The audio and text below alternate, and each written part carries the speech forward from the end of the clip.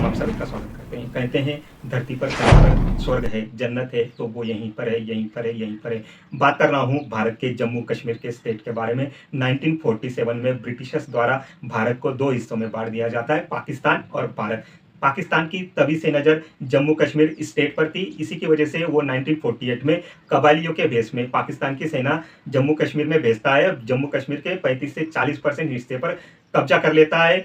तब के महाराजा तो ये जो थे जम्मू कश्मीर के, हरि सिंह, उनको डिफीट नहीं कर पाते, उनको कंट्रोल नहीं कर पाते और हरि सिंह जो है भारत के साथ जो है इंस्ट्रूमेंट ऑफ एक्सेशन कर लेते हैं और जम्मू कश्मीर भारत का एक राज्य बन जाता है। लेकिन ये जो इनलीगली तरीके से कब्जा हुआ 35 to 40% हिस्सा था वो पाकिस्तान के कब्जे में है। और तभी से पाकिस्तान जो है एक state sponsored terrorism Jammu Kashmir region में फैला रहा है, रेडिकलाइज जम्मू कश्मीर की जनता को कर रहा है। टेररिज्म एक टाइप से जम्मू कश्मीर में फैलाया जा रहा है। उसी के बाद हम देखते हैं कि 1965, 1971 और 1999 का कारगिल जो वॉर हुआ था वो कश्मीर के डिस्प्यूट की वजह से ही वहां पर लड़ा गया था। फास्ट फॉरवर्ड में आ जाते हैं 2014 का इलेक्शन। 2014 के इलेक्शन में भारतीय जनता पार्टी को 25 सीटें मिलती है, पीडीपी और एनसीपी को लगभग उतनी ही 28 से 22 सीटें मिलती हुई दिखाई देती है। वहां पर किसी को जम्मू कश्मीर में एक स्पष्ट बहुमत नहीं होता है, जिसकी वजह से भारतीय जनता पार्टी डिसाइड करती है कि वो पीडीपी के साथ अलायंस बनाएगी और जम्मू कश्मीर में एक गवर्नमेंट बनाएगी। उसके बाद मोहम्मद सईद के अंडर में वो चीफ मिनिस्टर बनाए जाते हैं और भारतीय जनता पार्टी एक गवर्नमेंट बनाती है। लेकिन मुफ्ती मोहम्मद सईद का 2016 में निधन हो जाता है और उसके बाद उनकी जो बेटी है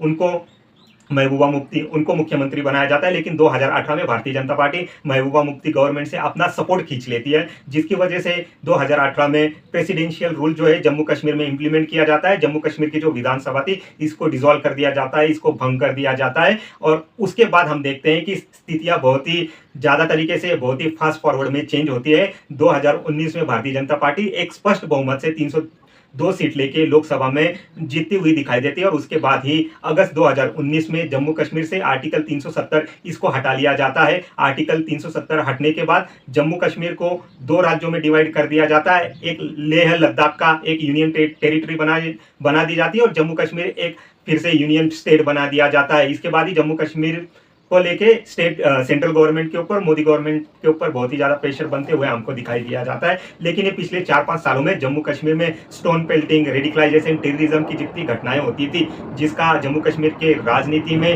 रोज आए दिन का काम हो गया था, उसमें गिरावट आते हुए बहुत ही ज्यादा हमको दिखाई देती है। उस टाइम के जो राज्यपाल थे सत्यपाल मलिक, वो सेंट्रल गवर्नमेंट को एलिगेशंस बहुत ही, ये जो किसान आंदोलन हुआ था उसके बारे में लगते हुए हमको दिखाई देते हैं। लेकिन अभी जो फिलहाल जम्मू कश्मीर के जो राज्यपाल है मनोज सिन्हा, इन्होंने स्थिति पर पूरी तरह के कंट्रोल बनाए रखा हुआ है। इंडिया की होम मिनिस्ट्री ने भी बहुत ही अच्छे तरीके से जम्मू कश्मीर के जो पॉलिटिक्स है और जम्मू कश्मीर का जो एक एनवायरमेंट है, टेररिज्म जिसके ऊपर बहुत ही ज्यादा शैडो रखता है, उसको बहुत ही अच्छे तरीके से कंट्रोल किया हुआ है। लेकिन 2020 में जो जम्मू कश्मीर के डीडीए के चुनाव हुए थे, डीडीसी के, उसमें भारतीय जनता पार्टी को 75 सीटें मिली थी और बुपकार गैंग, जिसमें एनसीपी और पीडीपी ने एक अलायंस बनाया हुआ था। बुपकार एक, हम कह सकते हैं, हाई प्रोफाइल श्रीनगर का एरिया, जहां पर जितने भी सारे पार्टी के प्रमुख होते हैं उनके वहां पर बंगलोज है, वहां पर उनके घर हैं। इसी की वजह से उसको बुपकार डिक्लेरेशन, बुपकार गैंग कहा जाता है।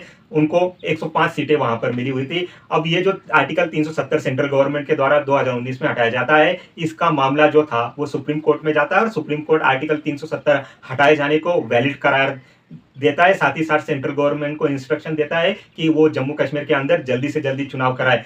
भारत के गृह मंत्री अमित शाह ये ऑलरेडी लोकसभा में कह चुके हैं कि जम्मू कश्मीर में चुनाव भी कराया जाएगा और जम्मू कश्मीर की स्थितियां सामान्य होती है तो जम्मू कश्मीर में स्टेट ओड भी जम्मू कश्मीर को दिया जाएगा। उसी के बाद से जम्मू कश्मीर की चुनाव की तैयारियां तेज हो जाती है। 2020 में ही सेंट्रल गवर्नमेंट ने परिसीमन आयोग, डिलिमिटेशन पैनल गठित कर दिया था, दो रंजना देसाई इनके अंडर में, और इन्होंने परिसीमन करने के बाद जम्मू कश्मीर की जो सीटें हैं 214 सीटें डिसाइड की थी। यहाँ पर जम्मू कश्मीर की 114 सीटें डिसाइड की थी। 114 में जो है पाकिस्तान ऑक्युपाइड जो कश्मीर है, गिलगित बल्तिस्तान मिला के, इनको मिला के 114 सीटें डिसाइड की थी। तो 114 में से 24 सीटें जो है गिलगित बल्तिस्तान और पाकिस्तान ऑक्युपाइड कश्मीर, और रिमेनिंग 90 जो सीटें हैं वो इंडियन टेरिटरी जम्मू कश्मीर के बारे में की जाती है। उसमें से 7 सीटें जो है एसटी और एससी के लिए रिजर्व रखी गई हैं। तो ये जो टोटल 90 सीटें हैं, इनके लिए इलेक्शन कमीशन ने अभी 17 अगस्त 2024 को चुनाव डिक्लेयर किए। साथ ही साथ हरियाणा के भी चुनाव डिक्लेयर किए हुए हैं। जम्मू कश्मीर और हरियाणा दोनों के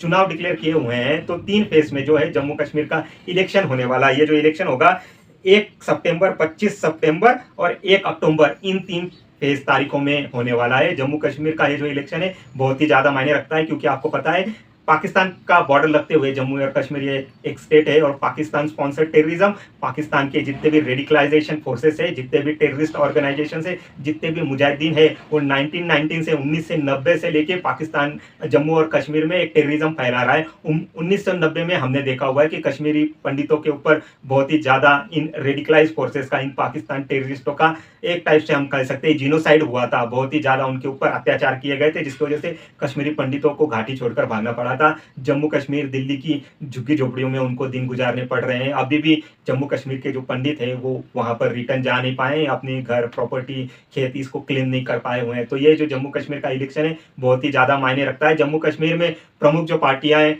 भारतीय जनता पार्टी जम्मू रीजन में बहुत ही ज़्यादा अपना कंट्रोल रखती है। कश्मीर के घाटी में नेशनल कॉन्फ्रेंस, फारूक अब्दुल्ला, उमर अब्दुल्ला जिनके बेटे हैं, उनकी अच्छी खासी पकड़ है। और पीडीपी, महबूबा मुफ्ती की जो पार्टी है, जिनमें वो अपनी बेटी को, इम्तियाज मुफ्ती, इनको भी अभी लेके आई है, पॉलिटिक्स में नया नया इंट्रोडक्शन करा रही हैं, इनको भी बहुत ही ज़्यादा वहाँ पर लोगों का सपोर्ट मिलते हुए दिखाई देता है। साथ ही साथ जम्मू कश्मीर की पैंथर्स पार्टी, लोकल पार्टीज भी बहुत सारी हैं। तो आने वाले जो टाइम है 1 सितंबर से जो चुनावी दंगल हरियाणा और जम्मू कश्मीर रीजन में होने वाला है, उस पर सभी पार्टियों ने कमर कस ली है। राहुल गांधी और कांग्रेस के जो अध्यक्ष हैं मल्लिकार्जुन खड़गे, ये फिलहाल श्रीनगर में हैं। ये एनसीपी के साथ गठबंधन करना चाहते हैं, लेकिन राहुल गांधी, कांग्रेस चाहती है कि एनसीपी के साथ गठबंधन में पीडीपी, महबूबा मुफ्ती की पार्टी भी शामिल हो जाती है, तो उनका जो अलायंस है वो ज़्यादा पावरफुल हो जाएगा और उनके घाटी में जीतने के चांसेस ज़्यादा बढ़ जाएंगे, क्योंकि घाटी में जो है वो ज़्यादा सीटें दी गई हैं as compare to Jammu region. Jammu region में थोड़ी कम सीटें हैं और घाटी में जो है ज़्यादा सीटें दी गई हैं। तो कांग्रेस एक टाइप से स्ट्रेटेजी बना के चल रही है, जिस स्ट्रेटेजी में वो फारूक अब्दुल्ला एनसीपी पार्टी के साथ भी गठबंधन करना चाहती है। साथ ही साथ महबूबा मुफ्ती की जो पार्टी है पीडीपी, इसके साथ भी गठबंधन करना चाहती है। और जम्मू रीजन में भारतीय जनता पार्टी को फिर से एक टक्कर देना चाहती है। तो आने वाले समय में हमको देखना पड़ेगा कि सेंट्रल गवर्नमेंट से प्रधानमंत्री नरेंद्र मोदी और अमित शाह किस टाइप से स्ट्रेटेजी बना के ये जो जम्मू कश्मीर का और साथ ही साथ हरियाणा का जो ये जो इलेक्शन होने वाला है उसको किस टाइप से हैंडल करते हैं। लेकिन इतना आपको बताते चलूँ कि जम्मू कश्मीर ये जो रीजन है भारत के लिए बहुत ही ज़्यादा मायने रखता है, क्योंकि ये पाकिस्तान से लगता हुआ रीजन है और साथ ही साथ इसका 15 से 20% जो हिस्सा है अक्साई चाइना के कंट्रोल में है। तो फिलहाल जम्मू कश्मीर की स्थिति ऐसे है कि इसमें 3 पार्टनर वहाँ पर ऑलरेडी कूदे हुए दिखाई देते हैं, पाकिस्तान, इंडिया और चाइना। तो इंडिया को ये जो सेंसिटिव स्टेट है इसको बहुत ही अच्छे तरीके से, मैच्योर तरीके से हैंडल करना होगा, क्योंकि पिछले 2-3 महीने से जम्मू रीजन में टेररिस्ट घटनाएं बहुत ही बढ़ते हुए दिखाई दे रहे हैं। आतंकवादियों के और खासकर पाकिस्तान स्पॉन्सर्ड टेररिस्ट लोगों के ये जो पाकिस्तान का एक मनसूबा है कि इंस्टेबिलिटी जम्मू कश्मीर में हमेशा के लिए बनी रहे और जम्मू कश्मीर एक बर्निंग स्टेट, एक बर्निंग इशू इंटरनेशनल फोरम पर बना है। लेकिन इंडिया को बहुत ही मैच्योर तरीके से 2019 के बाद जब से आर्टिकल 370 हटाया है इसको हैंडल किया हुआ है, और हम उम्मीद करते हैं कि मोदी गवर्नमेंट जो है आने वाले समय में भी इस इशू को, ये इलेक्शन के बहुत ही मैच्योर तरीके से हैंडल करेगी और साथ ही साथ जम्मू कश्मीर के लोगों का भी दिल जीतेगी। इसी साथ हम अपना ये एपिसोड जो है उसको खत्म करते हैं। आप मेरा channel transmedia forum like, subscribe कीजिए। Thank you.